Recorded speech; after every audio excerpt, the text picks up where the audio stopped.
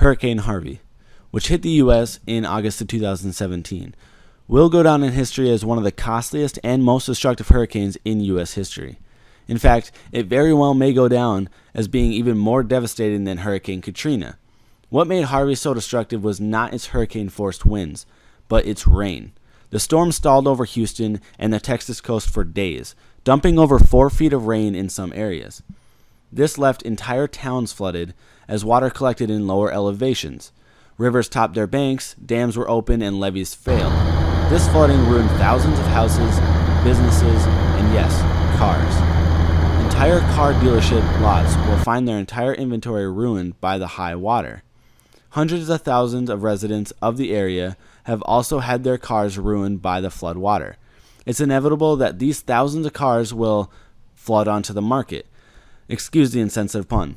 And that's why every car buyer for the next few years should be very careful in buying a new or used car, especially if the deal seems too good to be true. See, in a perfect world, every car that suffered flood damage would have an insurance claim on it, be deemed a total loss, and sold off with a salvage title. The title would likely specify that the car was totaled due to flood damage. Some would be rebuilt and would return to the market, giving the buyer at least some peace of mind. Unfortunately, not every flood damaged car would be identified. Cars will slip through the cracks. Flood damaged cars will not have insurance claims filed, or some shady individuals will buy up flood damaged cars and try to sell them with clean titles. It happens. And so that's why I'm warning you, the prospective car buyer, to do your research. If you're buying a new or used car, here are a few steps you can go through to ensure you're protected. First off, ask plenty of questions. Ask the salesman where the car came from. If it's not from the factory, ask for the Carfax or a similar database that allows you to check for past maintenance, damage claims, and where it was owned. Especially if you want to be sure that the car was not part of Texas at any point in 2017. It's better to play it safe than sorry. And if it was in Texas, but not necessarily Houston or a nearby area, and still has a clean title, it wouldn't hurt to have it inspected. Have someone inspect it, specifically looking for signs of flood damage. Always remember that if a deal seems too good to be true, it probably is. Buy from trusted, reputable dealers, and especially be wary of good deals posted online in places like Craigslist.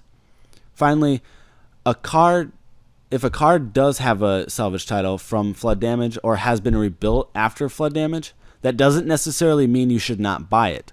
Flood damage is a relative term, and it very well may be the case that the insurer got lazy with claims and marked the claim as a total loss. Maybe an owner wanted to play it safe and tried to get their car deemed as a total loss. Not every flood damaged car was damaged by flood water like you would see on the news, with water up to the roof.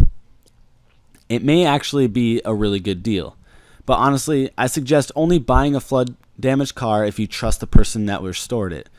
You're prepared to replace plenty of parts yourself, and you know that the resale value of the car will be next to nothing. Another thing you have on your side is that the floodwaters in Houston were likely not as damaging as the floods in New Orleans after Hurricane Katrina. See, saltwater is far more corrosive to electrical components, so freshwater flooding may mean that the car will last longer. In short, be cautious. Unless you're comfortable buying a flood-damaged car, I'd suggest staying away from cars that were in the region in 2017. It doesn't matter how clean the car looks or how well it runs right now, this type of damage can be hidden from the naked eye and may take a while to actually affect function. It can be covered up for some time. Play it safe and be sure to protect yourself. I hope you enjoyed this video, and if you have any other tips to give prospective buyers, post them down in the comments.